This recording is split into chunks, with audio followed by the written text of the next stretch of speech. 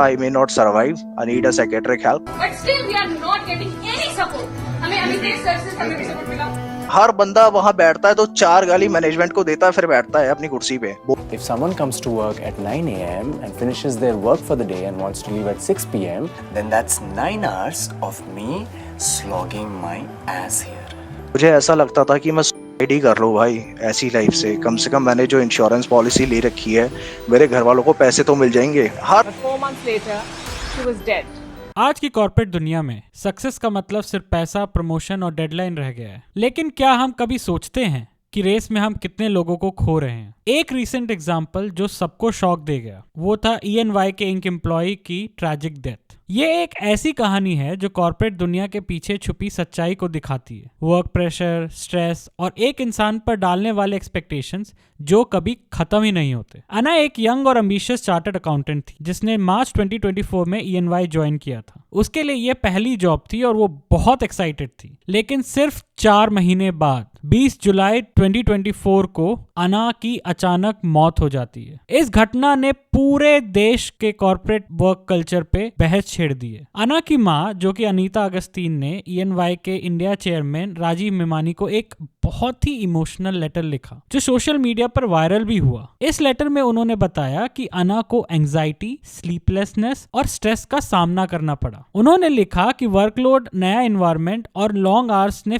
उसको physically, emotionally और mentally affect किया. उसका एक कारण उनके टॉक्सिक बॉस का भी था. बहुत लोगों का कहना है कि अना के बॉस को क्रिकेट देखना होता था तो वो अपना सारा काम अना को करने देते थे. कई ऑफिस के लोगों ने अना को गुड लक भी कहा था जब उन्हें पता लगा कि वो उस बॉस के अंदर काम करेगी. EY India chairman Rajiv Memani ने कहा कि हमारे पास 1 लाख एम्प्लॉयज हैं और हर किसी को मेहनत करनी पड़ती है. अना ने सिर्फ हमारे यहाँ 4 महीने काम किया और उसे भी दूसरे एम्प्लॉयज की तरह ही काम दिया गया. हमें लगता नहीं कि वर्क प्रेशर की वजह से उसकी जान गई होगी. इस स्टेटमेंट ने सोशल मीडिया पर और भी गुस्सा पैदा कर दिया. बहुत से लोग इसे एक टिपिकल कॉर्पोरेट रिस्पॉन्स मान रहे हैं जो एम्प्लॉयज की वेलबींग को इग्नोर करता है. कुछ लोग इन्फोसिस के को फाउंडर नारायण मूर्ति के 70 आवर वर्क वीक वाले स्टेटमेंट को भी याद कर रहे हैं. इस ट्रैजिक इंसिडेंट ने गवर्नमेंट का भी ध्यान खींचा है. सेंटर ने अना के मौत की जांच शुरू कर दी है. ये जांच ये पता लगाने के लिए है कि क्या सच में ओवरवर्क की वजह से अना की मौत हुई. ये घटना हमें ये सोचने पर मजबूर करती है कि क्या हमारे कॉर्पोरेट कल्चर में कुछ गलत है. आइए जानते हैं आगे की वीडियो में कि ऐसा क्यों होता है. कॉर्पोरेट लाइफ को प्रेशर कुकर से कंपेयर किया जा सकता है. Constant deadlines, long working hours और रिलेंटलेस एक्सपेक्टेशंस. ऐसा मानो कि एक प्रेशर कुकर में प्रेशर बढ़ता ही जाता है.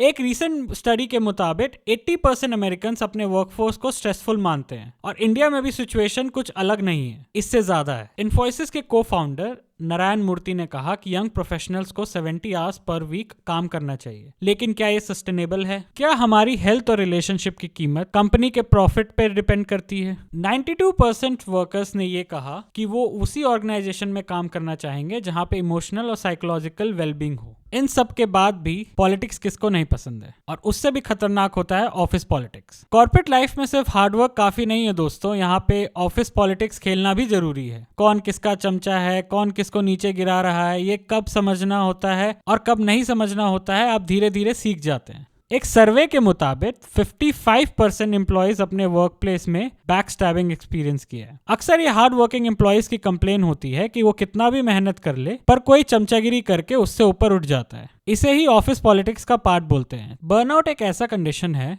जो प्रोलॉन्ग स्ट्रेस से होता है. 2022 में 43% लोग बर्नआउट फेस कर रहे थे, लेकिन 2023 में ये नंबर बढ़ के 62% हो गया है. ये एक अलार्मिंग ट्रेंड है. बर्नआउट सिर्फ थकान नहीं है, ये एक डीप एग्जॉशन है जिसमें आप सिनिकल हो जाते हैं कि आप अपनी प्रोफेशनल लाइफ में कुछ कर पा रहे हैं या नहीं. फिर उससे होता है एक सेल्फ डाउट, और उस सेल्फ डाउट इससे ना सिर्फ आपकी हेल्थ पे इफेक्ट होती है बल्कि कंपनीज को भी नुकसान होता है. ऐसा माना जाता है एक सर्वे के मुताबिक कि हर 10,000 सैलरी में 3400 का लॉस होता है due to decrease productivity of burned out employees. 60% HR leaders ने कहा कि उन्हें एम्प्लॉयज बर्नआउट की चिंता होती है, जो कि पैंडेमिक के टाइम से 18% ज्यादा है. स्टैनफोर्ड के प्रोफेसर के स्टडी के मुताबिक बर्नआउट से रिलेटेड हेल्थ इश्यूज की वजह से $125 बिलियन से लेकर 190 बिलियन तक का हेल्थ केयर कॉस्ट होता है। ये कितना बड़ा अमाउंट है, ये सोचिए। वर्क लाइफ बैलेंस के बारे में सब बात करते हैं, आज का ट्रेंड हो गया है और काफी सीईओज इसको प्रोटेस्ट भी करते हैं। उनका मानना है कि वर्क लाइफ बैलेंस कुछ नहीं होता, उन्हें वीकेंड्स में भी काम करना चाहिए।